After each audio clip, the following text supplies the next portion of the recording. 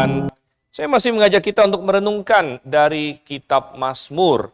Kitab Mazmur adalah salah satu kitab, bukan salah satu lagi, memang kitab terpanjang di dalam Alkitab. Dan kitab yang sangat indah, ya, sering kita jadikan renungan pribadi mungkin. Ya, namun sebenarnya ada banyak hal yang bisa kita pelajari dari kitab Mazmur, begitu banyak ya. Dan saya mengajak kita untuk, kita sudah sampai terakhir, saya mengajak kita mempelajari Mazmur pasal 29. Dan hari ini kita akan lompat 2 pasal, kita akan masuk ke Mazmur pasal ke-32. Ini adalah Mazmur yang akan kita pelajari, Mazmur pasal 32. Oke, dan kalau sudah dapat, tidak terlalu panjang, jadi kita baca silih berganti saja, supaya lebih menyerap. Ya. Saya akan baca ayat 1, jemaskan ayat 2, demikian seterusnya sampai ayat yang ke-11. Demikian firman Tuhan. Dari Daud, nyanyian pengajaran. Berbahagialah orang yang diampuni pelanggarannya, yang dosanya ditutupi.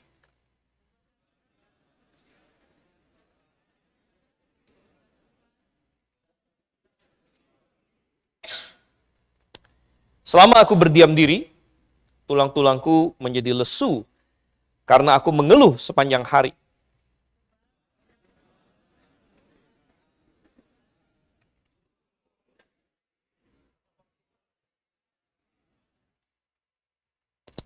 Dosaku kuberitahukan kepadamu, dan kesalahanku tidaklah kusembunyikan. Aku berkata, aku akan mengaku kepada Tuhan pelanggaran-pelanggaranku, dan engkau mengampuni kesalahan karena dosaku.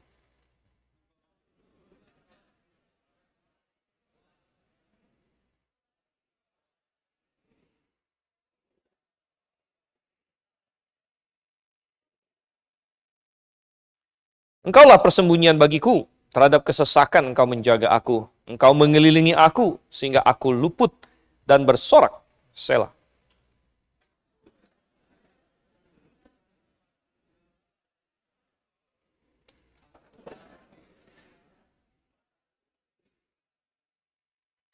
Janganlah seperti kuda atau bagal yang tidak berakal, yang kegarangannya harus dikendalikan dengan tali les dan kekang. Kalau tidak, ia tidak akan mendekati engkau.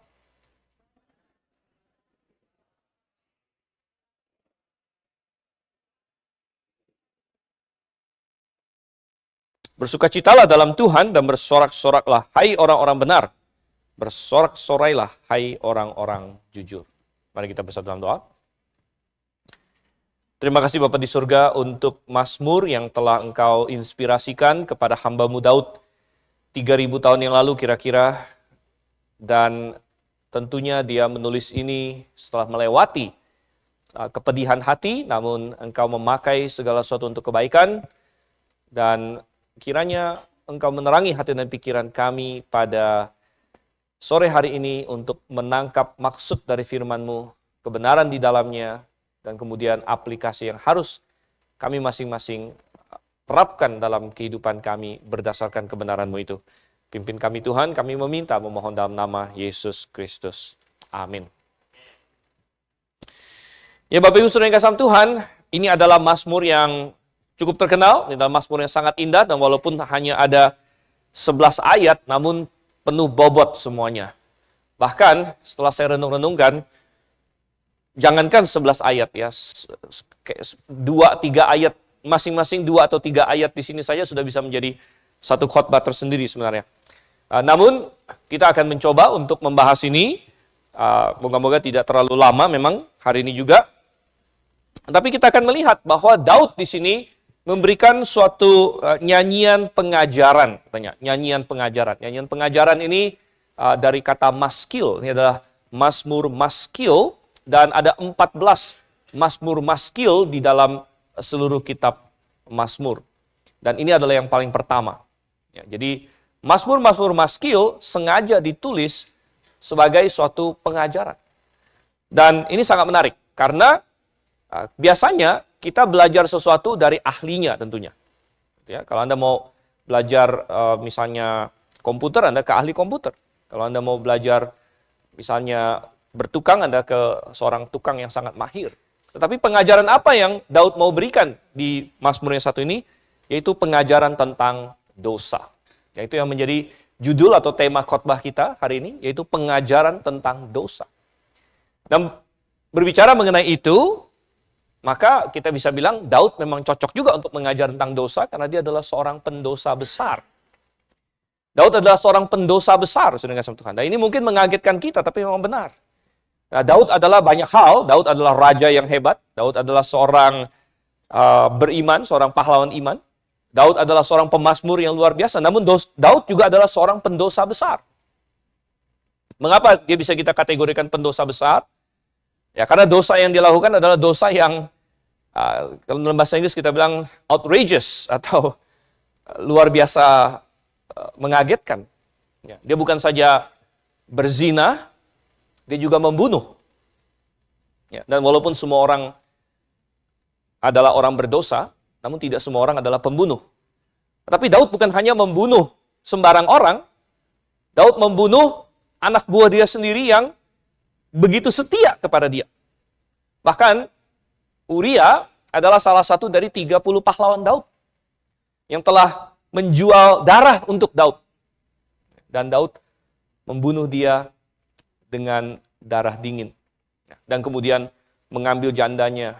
Ya, setelah selingkuh dengan istrinya, kemudian mengambil jandanya menjadi istrinya sendiri. Wow, tindakan Daud di sini lebih mirip seorang gangster, seorang kepala gangster. Daripada seorang percaya, daripada seorang beriman. Ya. Belum lagi kalau kita memikirkan dari posisi apa Daud melakukannya. Dia melakukannya dari posisi seorang yang diurapi. Dari posisi seorang raja yang mestinya menggembalakan umat Israel, menggembalakan umat Tuhan, namun dia menjadi pagar makan tanaman.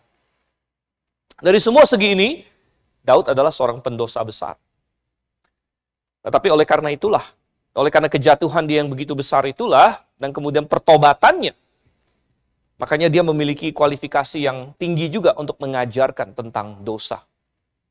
Oleh karena itu dia menuliskan maskil ini, atau nyanyian pengajaran.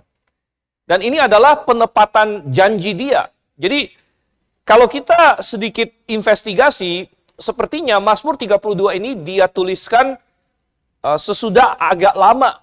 Ya, mungkin agak lama adalah secara relatif ya, kita tidak tahu, mungkin beberapa minggu, mungkin beberapa bulan setelah insiden itu terbongkar, setelah dosanya terbongkar dan semua Israel sudah tahu. Kalau kita ingin melihat pengakuan dia yang lebih fresh, itu ada di Mazmur pasal 51. Coba kita intip sebentar ya. Jadi Mazmur 51 sepertinya adalah Mazmur yang Daud tulis pengakuan dosa dia setelah tidak lama setelah dia ditegur oleh Nathan. Ditegur oleh Nathan, ditunjuk, dan dia puji syukur walaupun dia pendosa besar. Namun mengapa dia masih termasuk pahlawan iman? Karena dia bertobat dengan luar biasa juga. Dan dia bertobat dengan sepenuh hati, dia bertobat dengan rendah hati, dan dia menulis Mazmur 51. Tetapi di Mazmur 51, perhatikan ayat yang ke-15, Daud berjanji. Daud berjanji bahwa setelah semua ini selesai, setelah dia mungkin mendapatkan damai sejahteranya lagi, di ayat yang ke-15 dia bilang, maka aku akan mengajarkan jalanmu kepada orang-orang yang melakukan pelanggaran, supaya orang-orang berdosa berbalik kepadamu. Jadi Daud berjanji bahwa dia akan memakai pengalaman dia untuk membuat suatu pengajaran supaya orang-orang lain yang berdosa bisa mendapatkan instruksi. Dan sepertinya Mazmur 32 adalah penggenapan janji Daud itu. Penggenapan janji Daud bahwa dia akan memberikan suatu pengajaran tentang dosa. Oke, kita kembali ke dalam Mazmur pasal 32 sekarang. Jadi ada pengajaran apa saja yang Daud berikan tentang dosa yang perlu kita ketahui, saudara kasih Tuhan. Tentu ada banyak, saya mengorganisirnya menjadi 5 poin hari ini. 5 poin yang akan kita bahas dalam bentuk 5 pertanyaan. 5 pertanyaan tentang dosa yang akan mengandung pengajaran. Yang pertama, saudara kasih Tuhan, dari ayat 1 dan ayat 2. Dan ayat 1 dan ayat 2 di sini, Daud mau mengajar tentang dosa, tapi dia mulai dengan sukacitanya orang yang terlepas dari dosa. Dia mulai dengan itu sebenarnya.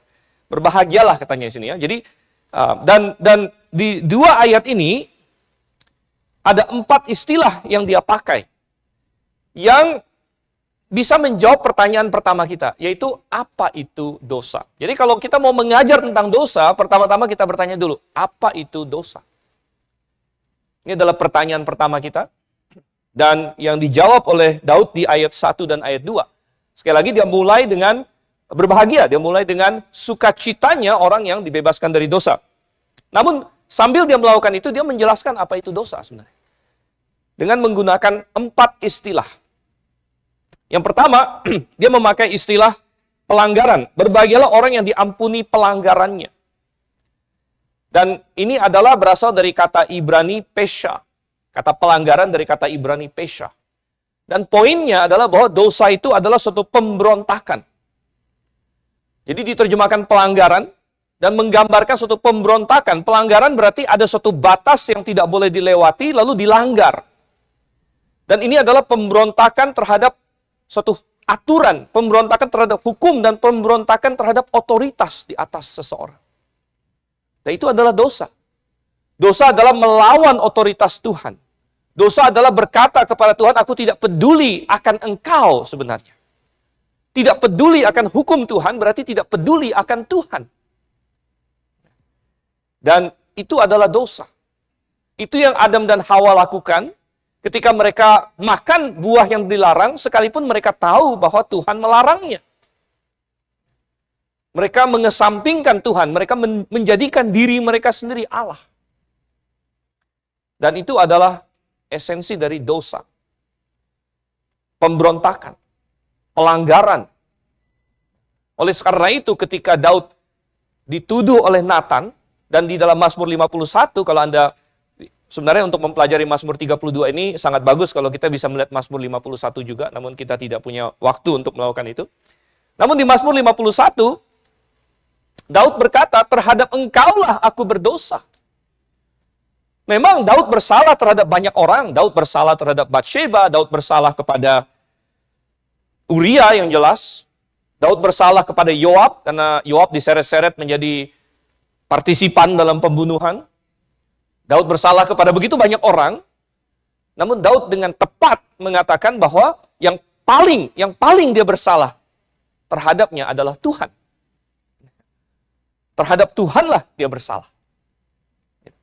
Dan ini adalah esensi dari dosa. Dan mungkin ada, dan ini menggugurkan begitu banyak excuse atau alasan yang orang berikan terhadap hal-hal yang mereka bilang, tapi tidak ada orang yang dilukai. Kalau saya suka sama suka, siapa yang dirugikan? Siapa yang saya langgar? Tuhan yang dilanggar. Karena memang dosa berefek kepada manusia, tapi dosa terutama adalah pelanggaran terhadap Tuhan. Otoritas yang di atas. Kemudian, saudara yang kasih Tuhan, hal kedua, istilah kedua yang dipakai oleh Daud di sini dalam puisi paralel Ibrani, puisi Ibrani terkenal dengan paralelismenya, itu masih di ayat 1, yang dosanya ditutupi. Nah, kata dosa di sini dalam bahasa Ibrani adalah khatat. Ya, ini adalah kata yang paling sering dipakai untuk dosa, yaitu khatat. Dan khatat di sini menggambarkan suatu inferioritas. Inferioritas, suatu ketidaksampaian. Dan kata khatat ini padanannya dalam bahasa Yunani adalah hamartia. Hamartia di dalam bahasa Yunani, sebagaimana digambarkan di dalam Roma pasal 3, itu kehilangan kemuliaan Allah. Tidak sampai kepada kemuliaan Allah. Tidak sampai kepada target. Ini adalah dosa. Dosa adalah tidak mencapai idealnya Tuhan. Tidak mencapai standarnya Tuhan. Dan ini memberitahu kita bahwa kenapa Tuhan tidak ingin manusia memberontak. Karena dia memiliki suatu ideal, suatu desain, suatu rencana yang begitu indah. Dan ketika kita berdosa, kita tidak sampai kepada apa yang Tuhan maksudkan itu. Sehingga kita mendapatkan sesuatu yang jauh-jauh lebih inferior. Jauh-jauh lebih buruk dari apa yang Tuhan ingin kasih. Dan hebatnya iblis, hebatnya dunia adalah mempackaging, ya, mengiklankan dosa sedemikian rupa sehingga begitu banyak orang berpikir bahwa dosa itu lebih baik daripada apa yang Tuhan tawarkan. Dan begitu banyak orang muda dengan iklan-iklan dunia ini dan dengan godaan. Inilah hebatnya iblis mempackaging dosa seperti dia sampaikan kepada Hawa yang dinyatakan di dalam 1 Yohanes pasal 2. Bahwa segala yang ada di dunia yaitu keinginan mata dan keinginan daging dan kesombongan hidup. Dan ular itu berkata pada Hawa, lihat buah ini, betapa menariknya.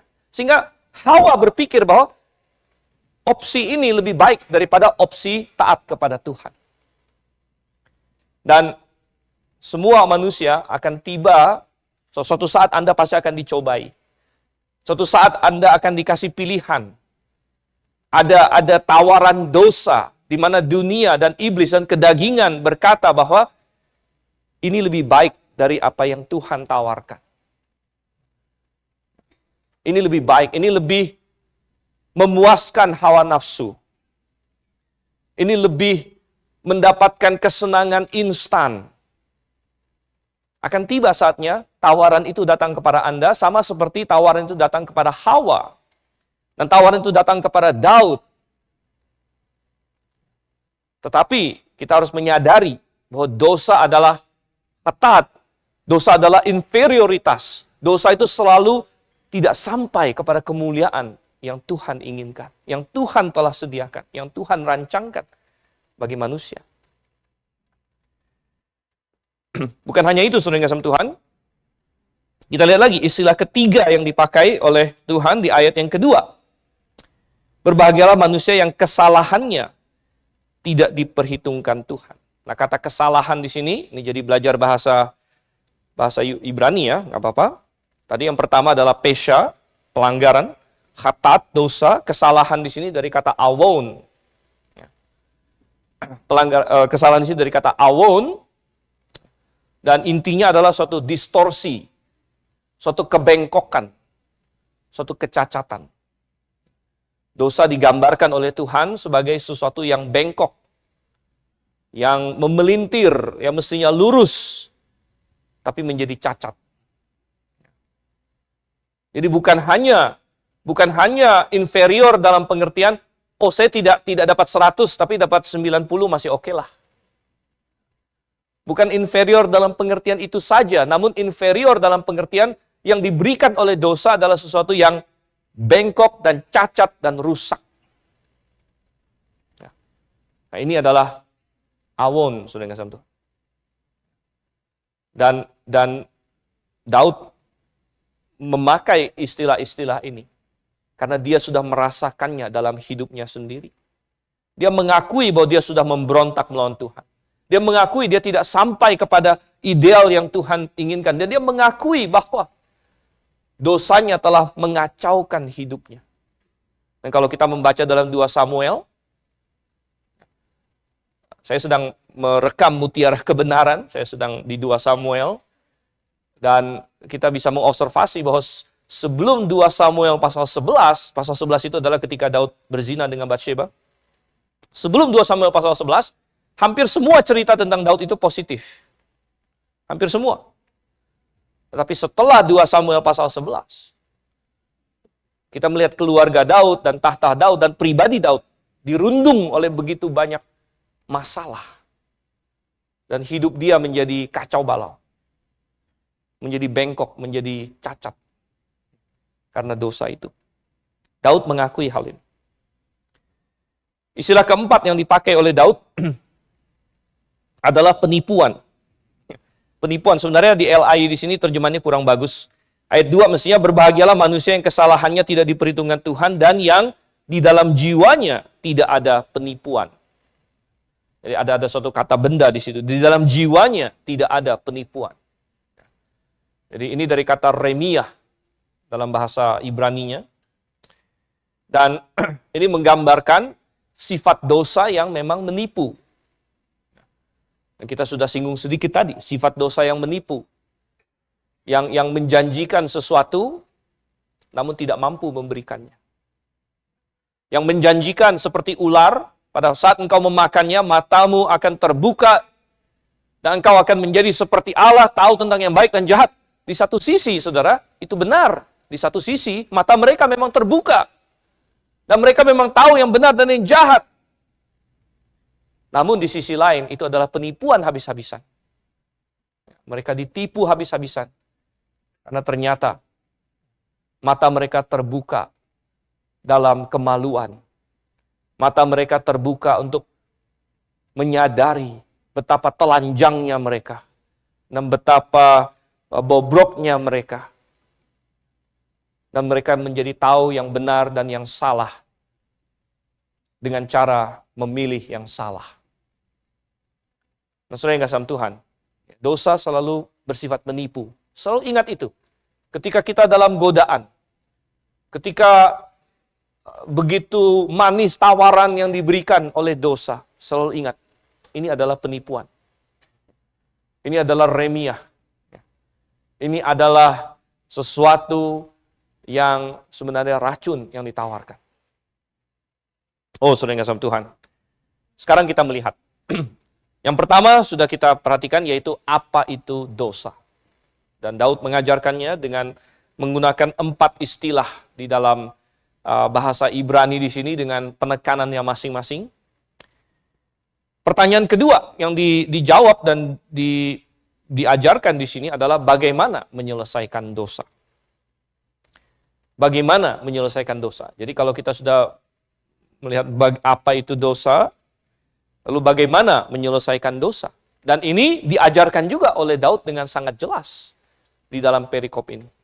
Karena dia berbicara dari perspektif orang yang sudah jatuh ke dalam dosa, namun tadi kita katakan di ayat 1 dia berkata berbahagialah.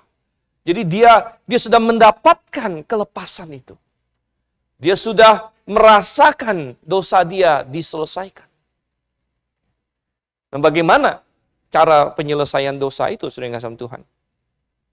Yang pertama, cara penyelesaian dosa adalah dia memakai istilah diampuni, yaitu pengampunan. Coba kita lihat lagi ayat yang pertama. Berbahagialah orang yang diampuni pelanggarannya. Jadi cara penyelesaian dosa adalah lewat pengampunan. Pengampunan. Dan kalau kita cek di dalam bahasa aslinya, kata pengampunan ini sangat menarik. Itu berasal dari kata nasa dalam bahasa Ibrani, yang literalnya artinya diangkat. Jadi ketika Tuhan mengampuni dosa seseorang, dia mengangkat dosa itu dari orang tersebut. Ini mengingatkan saya akan ilustrasi yang dibuat oleh salah satu pendahulu baptis kita, yaitu John Bunyan. Dia menulis sebuah kisah yang terkenal, yaitu perjalanan seorang musafir, Pilgrim's Progress. Ada yang pernah, siapa yang sini pernah membaca Pilgrim's Progress? Ya. Dan di dalam perjalanan seorang musafir itu, digambarkan si Kristen sebelum dia bertobat, bahwa dia terbebani oleh dosa yang berat sekali. Dan dosa itu bagaikan sebuah, entah itu apa, pokoknya beban lah, batu atau apa begitu, yang menempel di pundak dia. Dan harus dia tanggung. Dan seperti itulah Daud merasakannya. Namun kemudian katanya, berbahagialah orang yang diampuni. Diangkat secara literal di situ. Diangkat, Tuhan mengangkat dosa itu. Sehingga tidak lagi terkena kepada kita. Tidak lagi menekan orang berdosa itu. Karena sudah diangkat. Dilepaskan dari dirinya. Oh, betapa berbahagianya. Betapa berbahagianya. Dengan beban yang begitu besar. Lepas. Dan pantas saja Daud menulis ini dengan sukacita penuh. Dia berkata, berbahagialah orang yang diampuni pelanggarannya. Yang kedua, saudara kasih Tuhan, Daud memakai istilah ditutupi. Ditutupi. Nah, dikatakan yang dosanya ditutupi. Jadi, apa itu ditutupi? Penutupan, penebusan. Kata menutupi dalam bahasa Ibrani adalah dari kafar. Dan ketika sesuatu ditutupi, maka dia tidak dilihat lagi. Pelanggar dosanya sudah tidak dilihat lagi, sudah ditutupi. Saya menjadi teringat akan kalau misalnya ada film yang menggambarkan gangster atau apa begitu kan, ya, di mana gangsternya sudah menyuap polisi sehingga gangsternya pukulin jagoannya misalnya. Biasanya jagoan kalah dulu. Dulu waktu kecil saya nggak tahu. Jadi ini sih kata Pak Suento, saya nggak tahu berapa akurat gitu ya. Katanya dulu kalau saya melihat film masih kecil sekali ya, jagoannya kalah saya mulai agak sedih gitu. Ya. Oh, ini kata Pak Suento. Tapi saya meragukan sebenarnya gitu ya. Saya meragukan itu, tapi oke lah. Pak Suento bilang begitu. Lalu akan dikasih tahu bahwa oh enggak, nanti jagoannya menang. Gitu kan? Nanti jagoannya menang. Tapi ya biasa, wah di awal film kan jagoan kalah dulu. Anda bisa membayangkan ya penjahat datang, pukulin jagoannya. Lalu ada polisi lewat. Tapi polisinya sudah disuap oleh penjahat. Sehingga polisinya bilang, saya tidak melihat apa-apa. Padahal ada kejahatan di depan dia. Tapi polisi itu bilang, saya tidak melihat apa-apa. Jadi kayak tertutup gitu. Ada kejahatan tapi saya tidak lihat. Tapi dalam kasus itu, karena dia sudah disuap oleh penjahat. Tetapi di dalam kasus Tuhan dengan orang berdosa, Tuhan bisa berkata, aku tidak lagi melihat dosa kamu. Kamu berdosa, tapi aku tidak lihat lagi. Dosa ini sudah ditutupi, bukan oleh suap. Tapi ada satu-satunya yang bisa menutupi dosa. Yaitu darah Yesus Kristus. Bahwa apa yang Yesus Kristus lakukan atas kayu salib, darahnya yang telah tercurah bagi kita, itu menutupi dosa kita. Sehingga di mata Tuhan, dia melihat kekudusan Yesus Kristus. Ketika Allah Bapa melihat saya, dia tidak lagi melihat dosa saya. Tapi dia melihat kekudusan Yesus Kristus. Bukankah itu hal yang indah? Oh, hal yang indah sekali. Dosanya ditutupi. Dan yang ketiga, saudara yang kasih Tuhan. Yang ketiga, bagaimana cara dosa diselesaikan? Diangkat oleh Tuhan, ditutupi.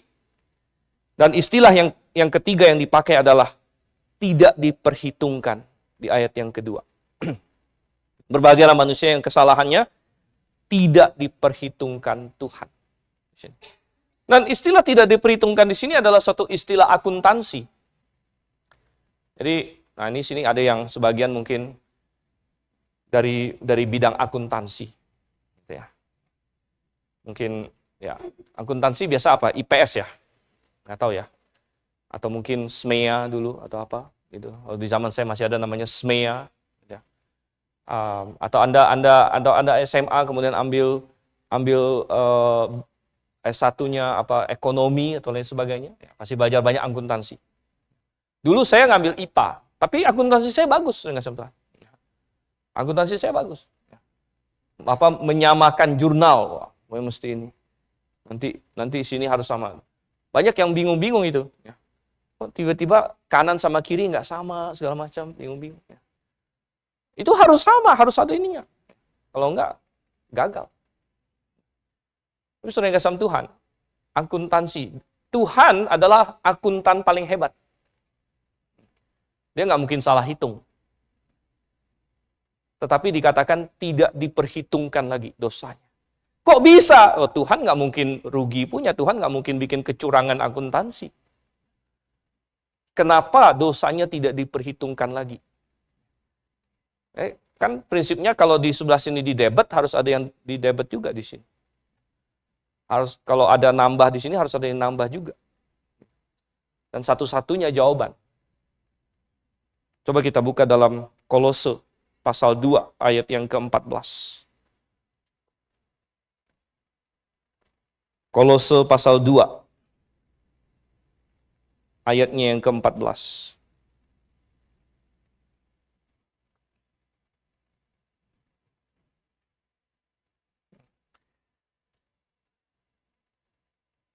Dari ayat 13, Kolose 2 ayat 13. Kamu juga meskipun dahulu mati oleh pelanggaranmu dan oleh karena tidak disunat secara lahiriah, telah dihidupkan Allah bersama-sama dengan Dia. Sesudah Ia mengampuni segala pelanggaran kita dengan menghapuskan surat hutang yang oleh ketentuan-ketentuan hukum mendakwa dan mengancam kita. Dan itu ditiadakannya dengan memakukannya pada kayu salib. Jadi hutangnya sudah dihapus. Secara akuntansi di dalam catatan Tuhan tidak lagi dihitung. Kenapa bisa demikian? Karena sudah diselesaikan di atas kayu salib. Sudah diselesaikan di atas kayu salib. Dan saudara yang kasih dalam Tuhan, ini adalah hal yang luar biasa sekali. Sehingga dosa kita bisa diselesaikan. Jelas dari ayat-ayat ini. Bukan karena kehebatan kita. Bukan karena kita berhasil melakukan sesuatu. Bukan karena kita mencapai satu tingkat tertentu. Oh tidak. Bahkan ayat-ayat ini dikutip oleh Paulus dalam Roma pasalnya yang keempat. Coba kita buka. Langsung saja, Roma pasalnya yang keempat. Dari ayat yang ke-6 sampai ayat yang ke-8. Paulus mengutip Mazmur 32. Seperti juga Daud menyebut berbahagia orang yang dibenarkan Allah bukan berdasarkan perbuatannya. Jadi Paulus langsung mengaplikasikan bahwa yang Daud tulis ini bukan karena perbuatan. Melainkan apa? Ayat 7 dia kutip, berbahagialah orang yang diampuni pelanggaran-pelanggarannya, yang ditutupi dosa-dosanya, berbahagialah manusia yang kesalahannya tidak diperhitungkan Tuhan kepadanya. Jadi jelas bahwa cara dosa diselesaikan bukan mengandalkan kehebatan diri kita. Melainkan mengandalkan apa yang Tuhan perbuat. Dan kalau kita kembali ke Mazmur pasal 32, ada satu elemen lain lagi yang penting agar kita memahami bagaimana dosa diselesaikan. Yaitu kita harus mengaku dan berseru kepada Tuhan.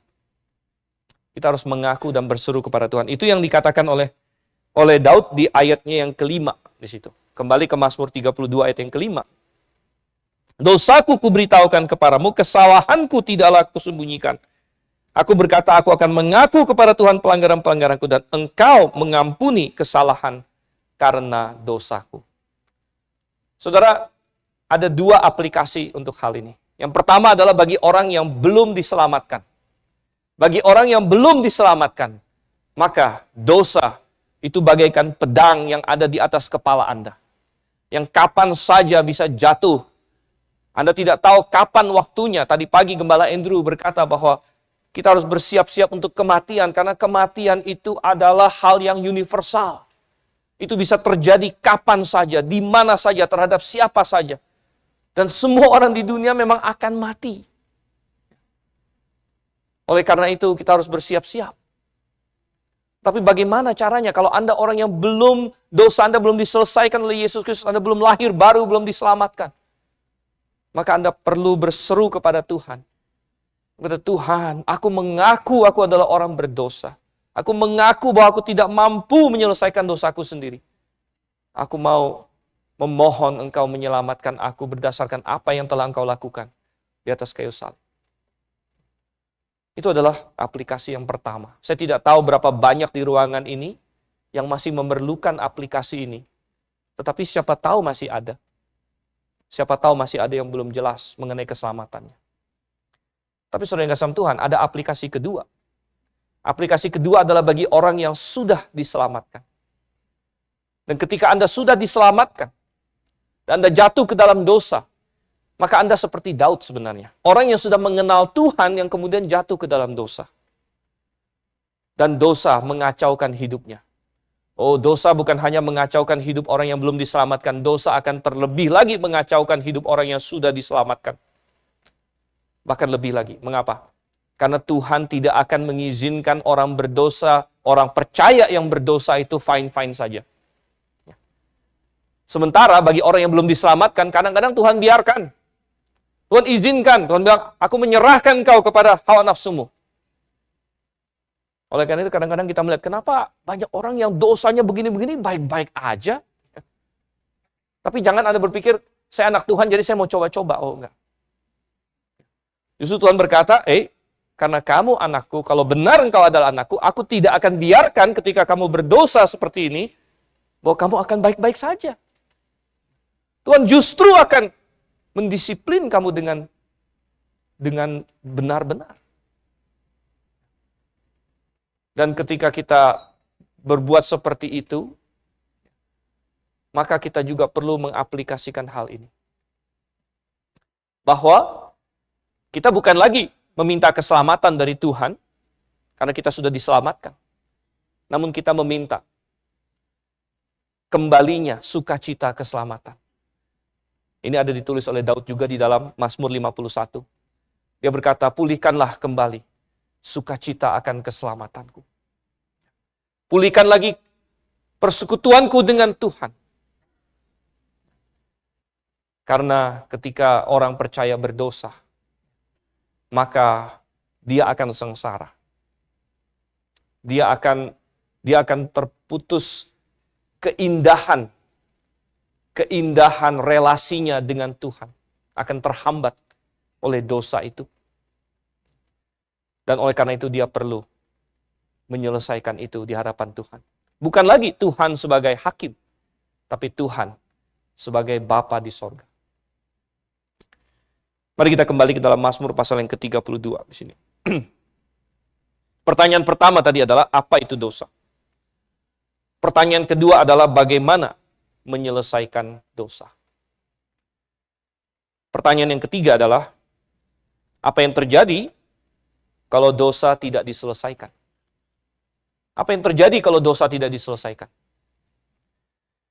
Tadi kita singgung sedikit, namun kita lihat lagi. Apa yang Daud katakan di ayat 3 dan ayat yang keempat. Dan dia berbicara bahkan sebagai orang yang sudah mengenal Tuhan di sini. Seperti yang kita bilang tadi. Namun ketika dia berdosa, Tuhan tidak membiarkan dia. Selama aku berdiam diri, tulang-tulangku menjadi lesu karena aku mengeluh sepanjang hari. Siang malam tanganmu menekan aku dengan berat. Sumsumku menjadi kering seperti oleh teriknya musim panas. Dia bicara soal tulang, soal sumsum. Ini luar biasa. Dan saya mengkategorikan ini menjadi 3 hal. Dosa membawa 3 efek. Satu adalah efek fisik. Dosa membawa efek fisik. Dan ini jelas. Bahkan ketika Adam dan Hawa jatuh dalam dosa, mereka secara fisik berubah. Tadinya manusia tidak akan mati. Namun ketika Hawa berdosa, Adam berdosa, mereka mati. Mereka mati. Iblis membohongi mereka, bilang, kamu tidak akan mati. Tuhan bilang, pada hari kamu makannya, kamu akan mati. Yang mana yang benar? Anda baca di Kejadian pasal 5, pasal kuburan dalam Alkitab. Adam hidup 930 tahun, lalu ia mati. Set hidup 900 sekian tahun, lalu dia mati.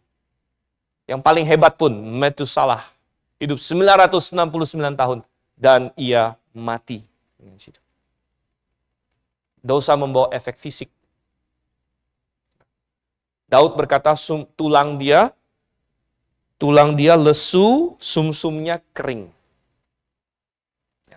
Padahal Daud dari dulu adalah seorang yang sangat sehat. Waktu dia masih kecil, wajahnya kemerah-merahan katanya. Dan dia hebat, bisa melawan Goliat segala macam. Namun, dosa mengacaukan dia. Bukan hanya itu, dosa membawa efek, 1 fisik, 2 mental. Dosa mengacaukan pikiran kita. Dosa membuat kita, otak kita, pikiran kita, mental kita berantakan. Dan Daud mengalami itu. Dia pusing. Dia kacau balau semenjak dia berzina dengan Batsheba, membunuh Uria dan lain sebagainya. Dia tidak memiliki ketenangan sedikit pun. Dan Daud berkata, aku mengeluh, katanya. Aku mengeluh sepanjang hari. Secara mental dia tersiksa. Namun yang paling penting adalah yang ketiga, yaitu secara spiritual. Dosa membawa efek spiritual, di mana Daud berkata, tanganmu menekan aku dengan berat. Siang dan malam tanganmu menekan aku dengan berat. Dia merasakan kejauhan dari Tuhan itu. Bahwa Tuhan yang tadinya begitu dekat. Anda bisa membayangkan Daud seorang pemazmur. Yang diinspirasikan Tuhan, yang bisa berbicara dengan Tuhan. Namun ketika dia berdosa itu, tidak ada satu mazmur pun yang bisa dia tulis. Dalam periode waktu ketika dia masih menyembunyikan dosanya. Tidak ada. Tidak ada inspirasi dari Tuhan. Kosong. Dan dia merasakan tanganmu menekan aku dengan berat. Secara spiritual, ada sesuatu di situ. Dan ini adalah efek dosa yang luar biasa. Oleh sebab itu, saudara kasih Tuhan, betapa berbahagianya Daud ketika dosa itu dia selesaikan. Ketika dia mengakuinya. Walaupun itu harus membuat dia malu luar biasa. Dan hukuman terhadap dirinya begitu berat. Namun, itu semua pantas dilakukan. Pantas dilakukan. Dan dia berkata, berbahagialah orang yang sudah selesai semuanya. Saudara, setelah itu dari ayat 6 dan seterusnya, kita masuk kepada pertanyaan keempat. Yaitu, apa yang dimiliki orang percaya setelah ia menyelesaikan dosanya? Jadi, apa itu dosa pertama? 2, bagaimana menyelesaikan dosa? 3, apa efeknya kalau dosa tidak diselesaikan? Keempat adalah, apa yang kita miliki kalau dosa kita diselesaikan? Kalau kita sudah diselamatkan, dan kalau kita memiliki persekutuan yang indah dengan Tuhan. Yang pertama adalah terbuka bagi kita kuasa doa. Coba kita buka ayat yang ke-6. Mazmur 32 ayat 6. Sebab itu, hendaklah setiap orang saleh berdoa kepadamu, selagi engkau dapat ditemui. Sesungguhnya pada waktu banjir besar terjadi, itu tidak melandanya. Daud adalah orang yang sudah sering sekali mengalami bantuan Tuhan. Dari waktu dia masih kecil melawan singa dan beruang. Dari waktu dia memilih 5 batu di sungai untuk melawan Goliat. Dia sudah sering melawan musuh yang begitu banyak lebih dari dia. Dia tahu benar bahwa ketika Tuhan menolong, tidak ada yang mustahil. Dan saudara yang kasih dalam Tuhan, ini adalah yang dimiliki orang yang dosanya sudah diselesaikan. Bahwa terbuka bagi dia kuasa doa. Terbuka bagi dia kuasa Tuhan. Dan dia bisa melakukan segala-galanya. Seperti Filipi 4 ayat 13. I can do all things. Segala perkara dapat kutanggung. Di dalam dia, di dalam Yesus Kristus. Oh, saudara yang kasih dalam Tuhan. Tetapi sebaliknya. Coba kita buka 1 Petrus pasal 3. Ketika kita tidak benar di hadapan Tuhan, bahkan sebagai orang percaya kalau ada dosa yang kita sembunyikan. 1 Petrus 3 ayat yang ke-7. Ini berbicara terutama kepada suami juga. Hati-hati. Istri disuruh tunduk kepada suami, tapi suami tidak boleh menyakiti istri. Yang pikir, wah dia harus tunduk. Jadi saya sakiti, tidak apa-apa. Gitu ya. Lalu dikatakan begini, demikian juga kamu hai suami-suami, hiduplah bijaksana dengan istrimu sebagai kaum yang lebih lemah. Hormatilah mereka sebagai teman pewaris dari kasih karunia, yaitu kehidupan, supaya doamu jangan terhalang. Supaya doamu jangan terhalang. Rupanya, dosa menghalangi doa kita. Dosa menghalangi doa kita. Dan oleh karena itu, kalau dosa kita diselesaikan, kalau kita memiliki jalan pleng kepada Tuhan. Kita memiliki akses kepada kuasa doa. Kita kembali ke Mazmur pasal 32. Apalagi yang kita miliki, saudara kasih Tuhan? Ya. Kita memiliki damai sejahtera. Damai sejahtera dengan Tuhan. Damai sejahtera yang dari Tuhan. Sehingga dikatakan di ayat 7, Mazmur 32 ayat 7, Engkaulah persembunyian bagiku. Terhadap kesesakan Engkau menjaga aku, Engkau mengelilingi aku sehingga aku luput dan bersorak. Kita memiliki damai karena kita tahu kita tersembunyi pada Tuhan. Kita bagaikan sedang di dalam suatu tempat rahasia. Nah, ini yang Tuhan gambarkan. Tempat rahasia Tuhan. Dan kita bisa memiliki damai sejahtera dalam situasi apapun. Sekarang kita masuk kepada pertanyaan kelima dan terakhir. Pengajaran tentang dosa. Yang kelima adalah bagaimana menjaga diri dari dosa. Kalau begitu. Setelah Daud melalui semua itu, dia bilang, oh aku sudah jatuh dalam dosa, apa itu dosa, bagaimana menyelesaikannya, sebagainya. Oke, kalau gitu terakhir, bagaimana kita menjaga diri dari dosa. Dan itu dari ayat 8 sampai dengan ayat yang ke-11 di sini. Dan ayat 8 dan 9 ada sedikit perbedaan perspektif di mana Tuhan yang bicara. Tuhan yang bicara bukan lagi Daud di sini. Aku hendak mengajar dan menunjukkan kepadamu jalan yang harus kau tempuh. Aku hendak memberi nasihat kepadamu. Memberi nasihat, mataku tertuju kepadamu. Dan hal pertama yang harus kita pahami kalau kita mau menjauh dari dosa, menjaga diri dosa adalah kita harus mendekatkan diri kepada pengajaran dan nasihat Tuhan. Dan Tuhan berkata, aku ingin mengajar kamu. Aku ingin menuntun kamu. Saya masih ingat benar ayat ini ketika saya masih muda, masih lebih muda. Bukan berarti sekarang sudah tua, gitu ya. Masih lebih muda. Waktu saya masih lebih muda dan masih banyak hal-hal masa depan saya yang belum jelas. Seperti ya macam-macam lah, gitu ya. Waktu saya masih kuliah, waktu saya masih berpikir pelayanan bagaimana ke depan, masih berpikir tentang pasangan hidup, masih berpikir tentang banyak hal. Saya berpegang kepada ayat ini. Dan saya berkata, kalau saya mencari kehendak Tuhan, saya pasti dapatkan. Karena Tuhan ingin menuntun saya. Tuhan ingin menuntun saya, ini janji Dia.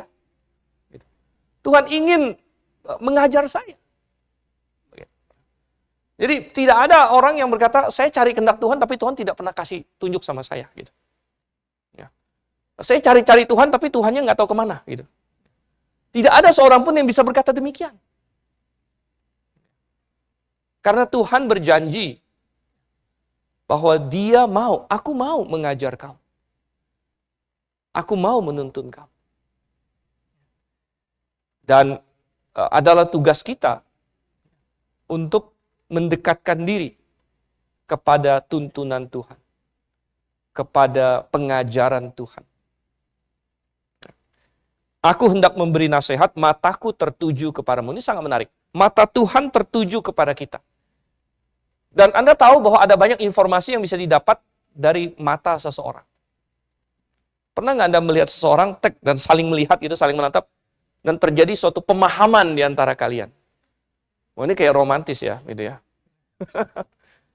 Ting, gitu kan. Jadi ada. Anda tahu ini pernah terjadi secara real di dalam Alkitab. Yaitu ketika Tuhan Yesus menatap Petrus. Ini bukan romantis waktu itu. Tuhan Yesus menatap Petrus waktu dia habis menyangkal Tuhan 3 kali. Dan walaupun dia sudah diperingatkan oleh Tuhan, kamu akan menyangkal 3 kali, tapi dia tidak sadar-sadar juga. Dan dia baru sadar ketika Yesus lewat dan melihat kepadanya. Dan dia baru mendengar suara ayam berkokok, dan dia melihat Tuhan Yesus. Dan tidak ada kata-kata yang Tuhan Yesus sampaikan, namun mata Tuhan Yesus yang melihat dia.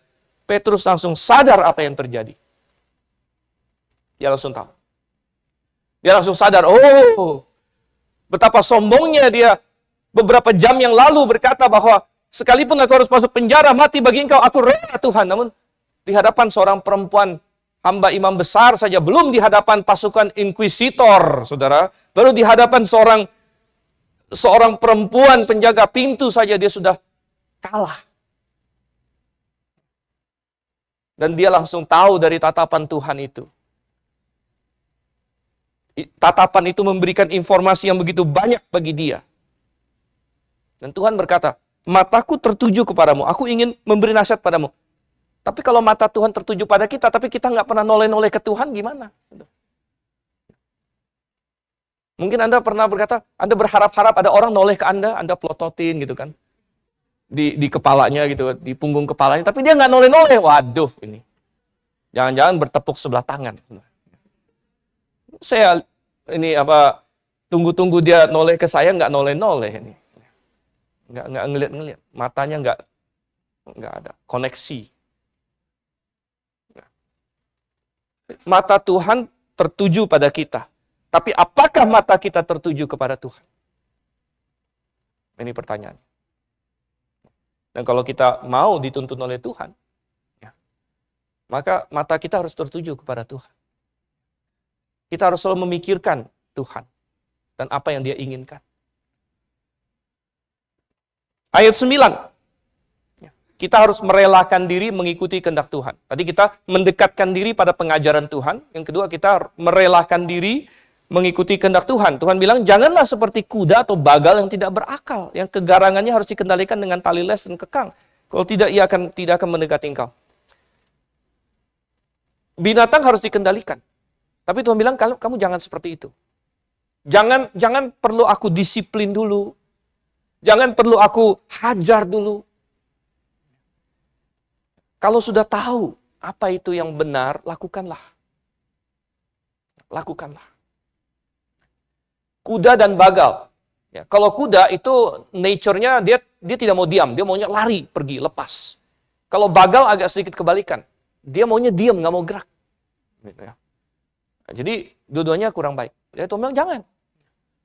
Jadi kita harus rela taat sama Tuhan. Jangan kita sudah tahu kehendak Tuhan, kita masih tes-tes Tuhan. Itu seperti siapa itu? Bileam. Kita sudah tahu ya, bahwa misalnya ada orang yang tidak percaya Tuhan, mau meminang kita, misalnya. Lalu kita masih, saya doakan dulu ya, gitu misalnya. Saya doakan dulu. Lalu kita ini, padahal kita sudah tahu kehendak Tuhan. Lalu kita bilang tidak. Dan yang terakhir ayat 10 dan ayat 11, saudara sama Tuhan. Ayat 10 dan ayat 11, ini adalah doksologinya sebenarnya, namun ada satu kata yang penting. Ayat 10, banyak kesakitan diderita orang fasik, tetapi orang percaya kepada Tuhan, dikelilinginya dengan kasih setia. Kuncinya adalah kita mempercayai Tuhan. Kita mempercayai Tuhan. Ini adalah cara kita menghindar dari dosa. Kita percaya kepada apa yang Tuhan janjikan, kita percaya dengan iman, karena kalau kita mau lepas dari dosa, kita harus percaya bahwa yang Tuhan tawarkan lebih baik dari yang dosa tawarkan. Itu nomor satu. Dan kita harus percaya bahwa Tuhan akan memberi kita kekuatan untuk melawan dosa itu. Dan kita harus percaya bahwa Tuhan sedang matanya tertuju kepada kita. Kita tidak sendirian. Banyak sekali dosa yang dilakukan ketika kita berpikir kita sendirian. Kita berpikir tidak ada orang yang tahu. Namun kita diingatkan bahwa mata Tuhan tertuju pada kita. Dan kita harus percaya itu. Kita harus mengimani itu. Walaupun kita tidak lihat mata Tuhan di mana?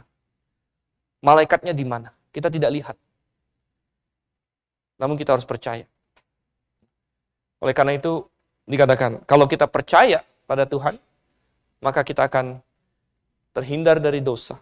Dan kita akan bersukacita. Ayat 11. Bersukacitalah dalam Tuhan dan bersorak-soraklah. Hai orang-orang benar, bersorak-sorailah. Hai orang-orang jujur. Maka kita pada akhirnya akan mendapat sukacita yang luar biasa dari Tuhan. Mari kita bersatu dalam doa.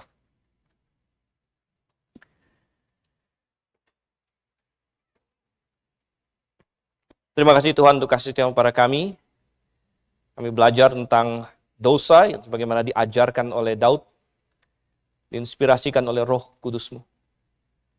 Kau yang kiranya pimpin, supaya kami nomor satu, jikalau ada di tempat ini Tuhan yang masih belum diselamatkan, mereka mau menyerah kepada tuntutan-Mu untuk merendahkan hati dan bertobat. Dan Tuhan, bagi kami yang sudah diselamatkan, Tuhan, jikalau ada yang perlu mengaku dosa di hadapan-Mu, perlu menyelesaikan suatu dosa untuk memulihkan hubungan dengan Engkau, kiranya Engkau yang menggunakan firman-Mu ini untuk mengetuk hatinya.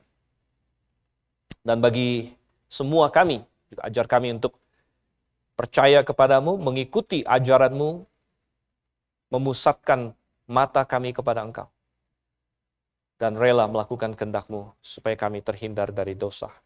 Kami berdoa dalam nama Yesus Kristus. Amin.